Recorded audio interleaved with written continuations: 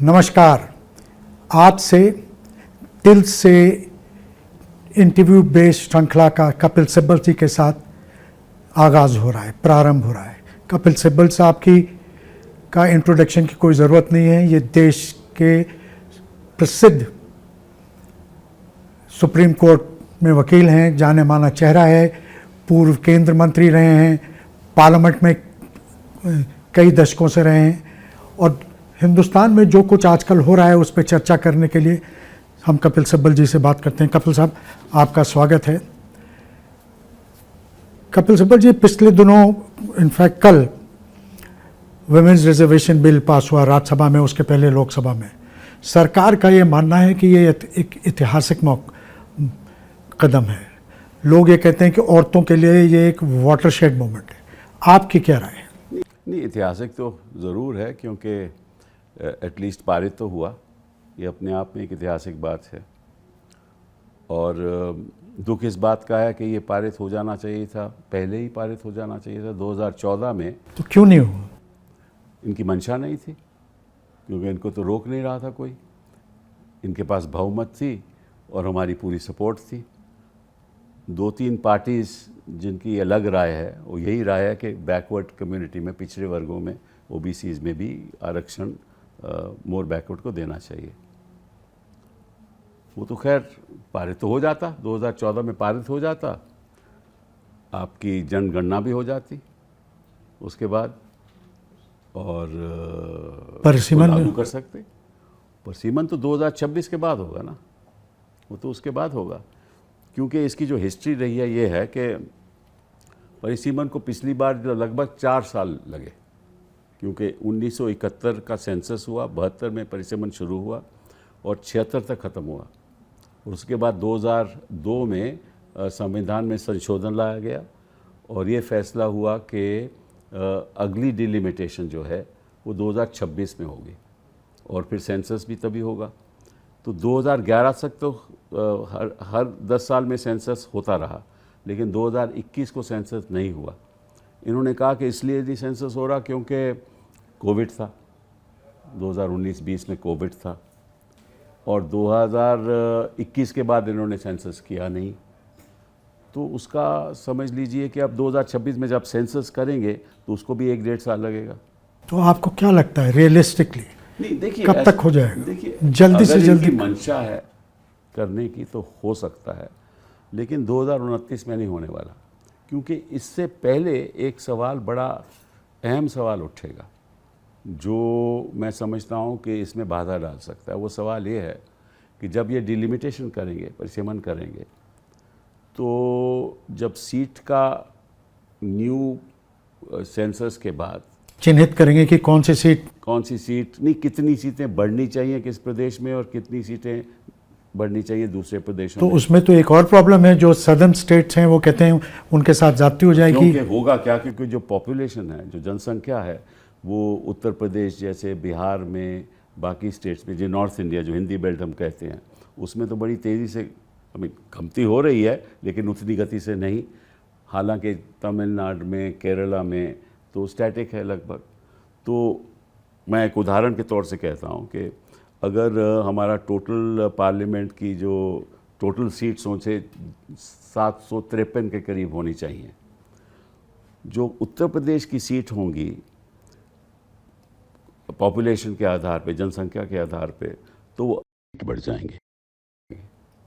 और केरला की सीट 20 से लेकर 19 रह जाएंगी। तो वो दंडित होंगे फिर। हाँ, वो दंडित होंगे। तो ये बात कौन मानेगा जब तक इस पे राजनीतिक सहमति नहीं होगी। और आज का जो माहौल है राजनीति का, सहमति नाम की, ये कभी आगे बढ़ ही नहीं सकता। तो इसका मतलब कि ये तो एक सब्ज़ बाग दिखाया गया है। आप, अगर मैं आपकी बात को सही समझ रहा हूँ, ये एक सब्ज़ बाग दिखाया गया है, कर तो दिया है, लेकिन इसका फल जो है कब मिलेगा ये किसी को नहीं मालूम। मेरा मानना ये है, इसीलिए जब मैंने ये बात कल उठाई राज्यसभा में, तो तुरंत लॉ मिनिस्टर ने कहा कि साहब ये तो एक संवैधानिक मजबूरी है, ये तो हमें करना ही होगा। तो उन्होंने ये नहीं कहा कि ये तो हम इसका फ़ैसला ज़रूर करेंगे, और क्योंकि फ़ैसला कैसे करेंगे तमिलनाडु कहेगा, आंध्रा कहेगा, केरला कहेगा, बाकी प्रदेश कहेंगे कि साहब ऐसा वो है तो कि अभी से ही हम पे क्यों आप हमें क्यों दंडित कर रहे हो, हमने तो अपनी पॉपुलेशन कंट्रोल में रखा। अगर आप अपने बढ़ाते रहे तो ये तो नहीं कि हिंदुस्तान की पॉलिटिक्स उत्तर प्रदेश और बिहार और बाकी जो नॉर्थ के राज्य हैं वही कंट्रोल करेंगे सर, तो ये कौन मानेगा, कोई नहीं मानेगा। तो फिर इतनी जल्दी क्या थी? स्पेशल सेशन बुलाया गया, आनन फानन में पास हुआ, ओवरनाइट कैबिनेट मीटिंग बुलाई गई, जिसके बाद उस कैबिनेट मीटिंग के बाद किसी को कुछ बताया नहीं गया। फिर एक खबर कहीं से लीक हुई कि भाई ये विमेंस रिजर्वेशन, तो इसके पीछे मकसद क्या था इनका? देखिए 2024 में इलेक्शन आने वाला है, कोई तो धमाका होना चाहिए ना, तो क्या क्या किया जाए। तो इनके मन में ये बात ज़रूर होगी कि अब विमेंस रिजर्वेशन लाओ, महिलाओं की वोट बड़ी ज़रूरी हैं। महिलाएं भी पहले तो इनके पक्ष में कर रही थी वोट, अब सिलेंडर के दाम बड़े महंगे हो गए और बाकी चीज़ें भी, लोगों की आमदनी, फैमिलीज़ की आमदनी, परिवार की आमदनी कम हो गई, इन्फ्लेशन बहुत ज़्यादा, प्राइसेस बड़ी ज़्यादा बढ़ गई, दाम बड़े ज़्यादा बढ़ गए, सब्जियों के दाम बढ़ गए, इन्फ्लेशन भी है। तो ये सब देखते हुए उन्होंने सोचा कि विमेंस रिजर्वेशन बिल शायद इनको 2024 में इनको पार कर सके। लेकिन इनकी मंशा साफ जाहिर है कि अगर ये चाहते तो 2014 में पेश करके इसको पारित कर सकते थे। तो ये सवाल उठेगा, जनरल इलेक्शन में उठेगा कि भैया आपने 2014 में आप ये बिल क्यों नहीं लाए। तो हाँ, सभी लोग ये कहते हैं कि जब डिमोनेटाइजेशन आधी रात को अनाउंस करके किया जा सकता था तो ये क्यों नहीं किया, इस पर सहमति क्यों नहीं? लोगों का ये भी मानना है सिब्बल साहब कि ये इसके पीछे एक बहुत बड़ा राजनीतिक वो भी है कि इंडिया अलायंस की जो पार्टीज़ हैं उनको डिवाइड करें, कि आपकी जो पुरानी पार्टी है वो पक्षधर रही है, जो आरजेडी, जेडीयू, एसपी, ये इनका ये कहना था कि जब तक ओबीसी का नहीं होगा हम नहीं पास होने देंगे। आप लोगों ने पूरी कोशिश भी की, पिछली बार नहीं पास होना, तो इनको लगा कि ये लोग ये कहते हैं कि इनको ये लगा कि ये मुद्दा उठ जाए तो इस पर बिखर जाएगी इंडिया। सवाल ही नहीं उठता। और ये तो आपने देखा, लोकसभा में भी देखा और यहाँ भी देखा, उन्होंने कहा कि ये होना चाहिए, जो ज़्यादा पिछड़े ओबीसीज़ हैं उनको रिजर्वेशन, उन महिलाओं को रिजर्वेशन मिलना चाहिए। और लेकिन हम बिल पास करते हैं तो इनको भी मालूम है ना कि 2024 में तो आएगा नहीं, तो ये भी अपना पॉलिटिक्स कर रहे थे, राजनीति कर रहे थे सब लोग। ये कोई कानूनी अड़चन तो नहीं है ना, ये ओबीसी के लिए कोटा विद इन कोटा, कोई कानूनी अड़चन नहीं है। लेकिन ये चाहते नहीं, क्योंकि अगर ये करें वो काम तो बाकी ओबीसी नाराज़ हो जाएंगे। आपको मालूम है कि ओबीसीज़ में जो रिजर्वेशन हो रहा है, लगभग 25% ओबीसी में से 97% जॉब्स उनको मिलते हैं, केवल 25%। इतना मतलब 75% ओबीसीज़ को नौकरी मिलती, रिजर्वेशन मिलती ही नहीं। और उन 25% में भी से 10% लोग जो ओबीसीज़ में हैं वो 97% ले जाते हैं। तो ये जो एनॉमली है, ये जो कमी है, ये कैसे आपकी समझ से इसको कैसे पूरा किया? दूर हो ही नहीं सकती, क्योंकि ये पॉलिटिक्स से शुरू हुई। इन्होंने मोर बैकवर्ड क्लासेस की पॉलिटिक्स शुरू कर दी ना इन्होंने, तो वो तो अब फिर जब एक बार आप शुरू कर दो तो निश्चित रूप से उसका फिर अंत तो होता नहीं है ना।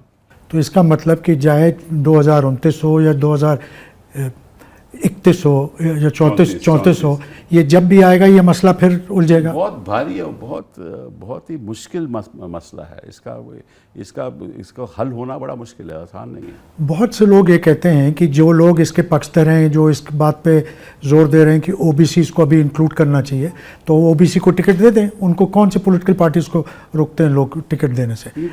बट वो मैसेज कैसे भेजेंगे ओबीसीज़ को? मैसेज कैसे भेजेंगे? देखिए, महिला आरक्षण का मतलब ये है कि आप चाहते हो कि महिलाएं आपको वोट करें, राइट? यही आप चाहते हो। और आप 2024 से पहले देखिए, ऐसा इनका जो G20 हुआ, चलो इसका थोड़ा हिस्ट्री में जाते हैं। जो G20 हुआ तो प्रेसिडेंसी रोटेशन से होती है, तो हिंदुस्तान का जो बारी थी वो 2022 में आनी थी।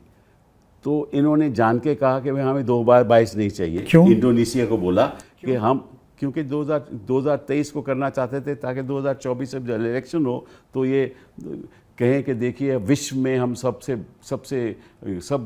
विश्व के देश हमें मानते हैं, हम विश्व गुरु हो गए। हम विश्व गुरु हो गए, और 2023 में कमेंगे, इसका भी फायदा इनको मिलेगा 2024 में। आपको लगता है कि ये यही काम इन्होंने विमेंस रिजर्वेशन पे किया, महिलाओं के आरक्षण पे किया, क्योंकि इनका जो मकसद है वो केवल राजनीतिक है। अगर इनका मकसद होता कि ये पास होना चाहिए तो 2014 में ही ले आते। सिब्बल साहब, आपने जिक्र किया G20 का, तो मैंने बहुत से जो विशेषज्ञ हैं उनकी, उनमें से कई लोगों की बात सुनी। उनका कहना है कि देखिए, हम G20 में तो हैं, बट और हमारी हो सकता है 3 साल 4 साल बाद 5 ट्रिलियन इकॉनमी भी हो जाए, लेकिन 5 ट्रिलियन क्या आम हिंदुस्तानी पहले से अमीर हो जाएगा, उतना अमीर हो जाएगा कि टॉप 5 लोगों में उनकी बातें होंगी? ये तो अब हम आज बात कर रहे हैं केवल आरक्षण की।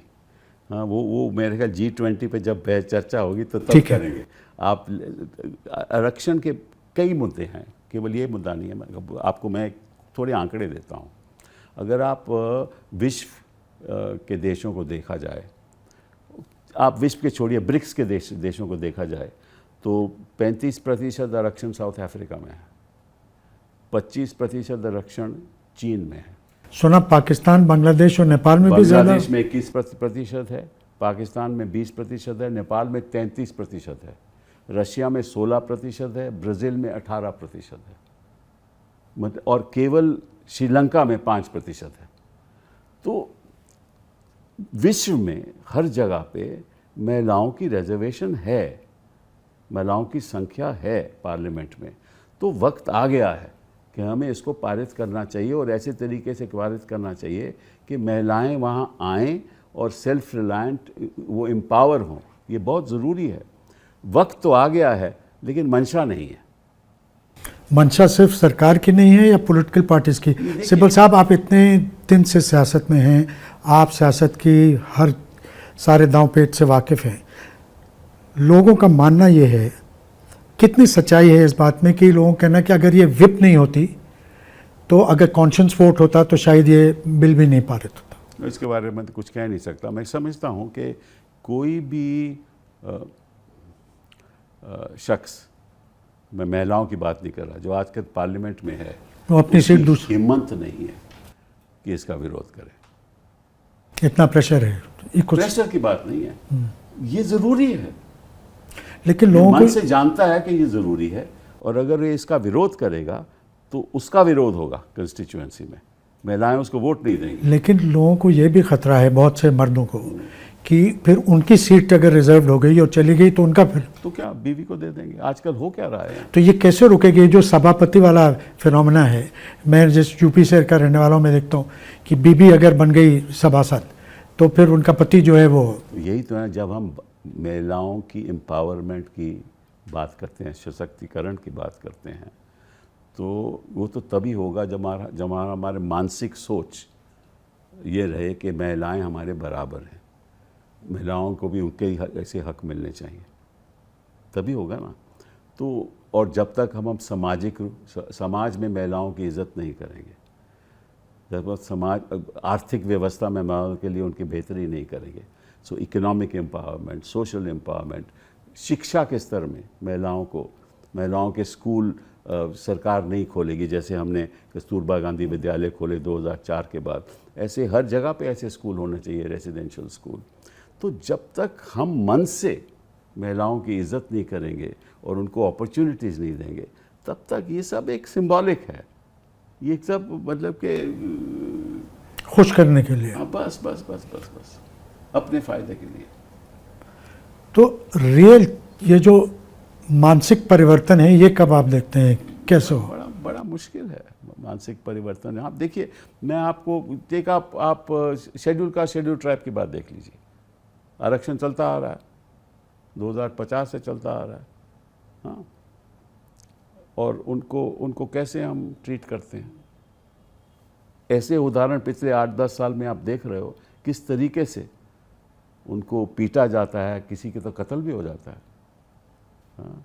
तो हम कहते कुछ हैं, करते कुछ और, कथनी और करनी में बहुत अंतर है। तो शेड्यूल कास्ट के साथ उनकी एम्पावरमेंट हुई आज के दिन, हाँ रिजर्वेशन है, हम सपोर्ट करते हैं, लेकिन असली एम्पावरमेंट तभी होगी ना जब वो सब समाज के हर वर्ग के सामने आकर आंख से आंख मिला सकते हैं? वो कहाँ मिलाते हैं? उनको ये शक्ति ही नहीं दी जाती। सिब्बल साहब, वैसे ही महिलाओं के, वही महिलाओं का हिसाब है। आप सच मानते हो? हाथ अपने, मैंने ये पार्लियामेंट में बोला, दिल पे हाथ रख के बोलो, जब आप इस हाउस से बाहर जाओगे तो आपसे पूछो कि आप वाकई में महिलाओं की समाज में जो इज्जत होनी चाहिए है, आप लोग करते हो? रियलिटी तो अलग है। बड़े दुख की बात है। और अगर पॉलिटिकल पार्टीज दिल से इसके समर्थक होती तो चलिए। देखिए, जब कांग्रेस पार्टी पहले लाई 2010 में तो पारित हो जाता, ये लोग साथ देते तो पारित हो जाता। हाँ, ये लोकसभा में तो आराम से पारित हो जाता। हम तो कह ही रहे थे और बहुमत भी हमारे पास थी, आराम से पारित हो जाता। लेकिन अगर पारित हो जाता तो ये समस्या तो 2026 की मैं कह रहा हूँ, ये समस्या भी नहीं होती। अभी भी जब लागू होगा, लेकिन पॉलिटिकल पार्टीज अभी से शुरू कर देना टिकट्स। जैसे तृणमूल कांग्रेस है, उसने 40% दिया है। झारखंड में भी संख्या ज़्यादा है। झारखंड, छत्तीसगढ़, झारखंड, एक और प्रदेश में और बंगाल में। तो बीजेपी अगर इसका श्रेय लेना चाहती है और सही मायनों में अगर औरतों के उत्थान में, तो उनको सब शुरुआत करनी चाहिए टिकट देके। अभी आने वाले प्रॉब्लम देखते, जहाँ तक चुनाव आता है तो फिर आप देखते हैं कि इस कंस्टिट्यूएंसी में विजिबिलिटी क्या, हाँ, कौन जीत सकता है कौन नहीं। तो वो चांस नहीं, कोई राजनीतिक दल वो चांस नहीं लेना चाहता। वो बड़ा मुश्किल है, वो बड़ा मुश्किल है। आरक्षण तो आपको, अगर आपको पॉलिटिकल एम्पावरमेंट करानी है तो आरक्षण आपको देना पड़ेगा। इस असलियत से मुंह नहीं मोड़ा जा सकता। नहीं, मुंह नहीं मोड़ा जा सकता, लेकिन कितनी जल्दी आप दे सकते हो, कितनी जल्दी ये मसलों को सुलझा सकते हो, ये वक्त ही बताएगा। सिब्बल साहब, नई पार्लियामेंट में नया कानून पारित हुआ, आप भी नई पार्लियामेंट में कल गए, आपका भाषण सुना हम लोग। क्या आपको कैसा लगा, आपके पहले इंप्रेशंस? आपने बहुत साल नहीं, देखिए है तो देखो बड़ी लैविश बिल्डिंग है, मतलब कि लगता है कि हम 7 स्टार किसी जगह पे आ गए हैं। लेकिन वो जो नज़दीकी होनी चाहिए ना, आपसी नज़दीकी होनी चाहिए, वो बिल्डिंग में भी होनी चाहिए और आपसी वैसे भी होनी चाहिए। तो जितनी दूरी आज के दिन जो सत्ता पक्ष के लोग हैं, विपक्ष से दूरी तो है ही, अब फिज़िकल स्पेस में भी दूरी हो गई है। मतलब कि आप प्रधानमंत्री जी बड़ा दूर हमसे बैठते हैं, तो वो जो नज़दीकी होनी चाहिए ना, और जो बातचीत होती थी, जो संवाद होती थी, हम पीछे बात कर सकते थे, किसी के साथ बैठ से बात कर सकते थे। यहाँ 2-2 लोग एक सीट पे बैठते हैं तो बातें तो हो ही नहीं सकती। तो जो पॉलिटिक्स में जब तक डायलॉग नहीं होगा, मैं यही आपसे कह, संवाद तो है नहीं, देर कुछ जो कॉमन ग्राउंड होता है। मैंने भी 37 साल कवर किए पार्लियामेंट। मैं अक्सर देखता था, पहले झाँव भी होती थी, किचकिच भी होती, लेकिन बाद में बिहाइंड क्लोज डोर बातचीत करके एक कॉमन ग्राउंड निकाल लिया जाता था। अब तो कोई बातचीत है नहीं, कोई संवाद ही नहीं। ये जो पॉलिटिक्स करते हैं, ये धमाके की पॉलिटिक्स करते हैं। आपको बताएंगे नहीं क्या होने वाला है, पहले से नहीं बताएंगे, आपसे बात नहीं करेंगे। मीडिया सोचता रहे कि मोदी जी क्या सोच रहे हैं, हाँ, फिर वो खबरें चलेंगी, फिर उसके बाद हम सीक्रेटली तय करेंगे कि ये बिल इंट्रोड्यूस करेंगे। तो ये धमाके, नोटबंदी में भी ऐसा ही हुआ। मैंने अक्सर देखा था कि सेंट्रल हॉल में आप लोग आते थे, प्रतिपक्ष के लोग आते थे, वहाँ बातचीत होती थी, फ्लोर पे आपका झगड़ा हो रहा था, बाहर आके कोई एक प्रॉब्लम, आप लोग भी वहाँ बैठे, हम लोग बैठे रहते थे, आप खबर देते थे, किसने क्या कहा उसकी खबर देते थे, हम उसकी जानकारी लेते थे, हम विपक्ष के लोगों से बात करते थे, सब बातचीत होती थी। तो ऐसे ही तो अब तो बिल्कुल बंद हो गया सर। पॉलिटिक्स ऑफ कोलैबोरेशन तो ऐसे ही होती है ना, संवाद, बिना संवाद के तो कुछ होता नहीं है। तो इन्होंने संवाद भी बंद कर दिया, क्योंकि इनको मालूम है कि सत्ता, ये इनकी बहुमत है, ये कुछ भी कर सकते हैं और किसी की परवाह नहीं करते। अभी देखो आज इन्होंने क्या किया है पार्लियामेंट। मैं यही आपसे कहना चाहता, हम नई बिल्डिंग में आए थे, बड़ी लोगों को उम्मीदें थी कि नई शुरुआत होगी। नई शुरुआत ऐसी हुई कि आज सिब्बल साहब, आप तो इतने सालों से संसद सदस्य हैं, कभी आपने सोचा था कि ऐसा भी दिन आएगा जब एक संसद को उसके धर्म के आधार पे ऐसी गालियाँ बकी जाएंगी ऐसे, और वहाँ पूर्व मंत्री बैठे हुए हंस रहे हैं? और मैं क्या बताऊँ, मतलब कि हम शर्मिंदा हैं कि हम एक तरफ तो अपने आप को मदर ऑफ डेमोक्रेसी कहते हैं, ये तो हिपोक्रेसी होगी, नहीं कौन सी डेमोक्रेसी की बात है। और अगर उस धर्म के आदमी ने इनको कुछ कहा होता तो उसका क्या हालत होती आप सोच सकते हो। और ये खुलेआम ऐसा काम करते हैं और इनको ये भी परवाह नहीं कि क्योंकि इनको ये विश्वास है कि हमारे साथ कुछ नहीं होगा। हाँ, तो वही कहा तो गया कि उनको एक वार्निंग दी गई है कि आप आइंदा मत कीजिएगा, तो मतलब एक बार आप कर सकते हैं, बाद में मत कीजिएगा। ये ऐसे आदमी को तो तुरंत सस्पेंड ही नहीं, उसको लोकसभा से बाहर होना चाहिए। आप ये कह रहे हैं कि उनको निष्कासित कर देना? बिल्कुल करना चाहिए, तभी तो प्रिविलेज कमेटी बैठ के अगर ऐसा काम करे तो अगली बार ऐसा होगा नहीं। ये तो बड़े दुख की बात है, इन्होंने ऐसी गिरावट ले आई है, संवाद में इतनी गिरावट आ चुकी है कि कभी कभी तो हमें लगता है कि वहाँ जा किसके लिए रहे। ये बड़ा अफसोस, ये नई शुरुआत बड़े ने सबका दिल खट्टा कर दिया जिस तरीके से हुआ। नहीं होता तो बहुत अच्छा होता। उम्मीद ये करते हैं कि आइंदा चल के हो सकता है फिर ये कभी ना हो और इससे इस लेट स्टेज पे भी हम लोग सबक सीखें। सिब्बल साहब, आपने समय निकाला, हमसे बात की, आपका बहुत बहुत शुक्रिया। बहुत बहुत धन्यवाद।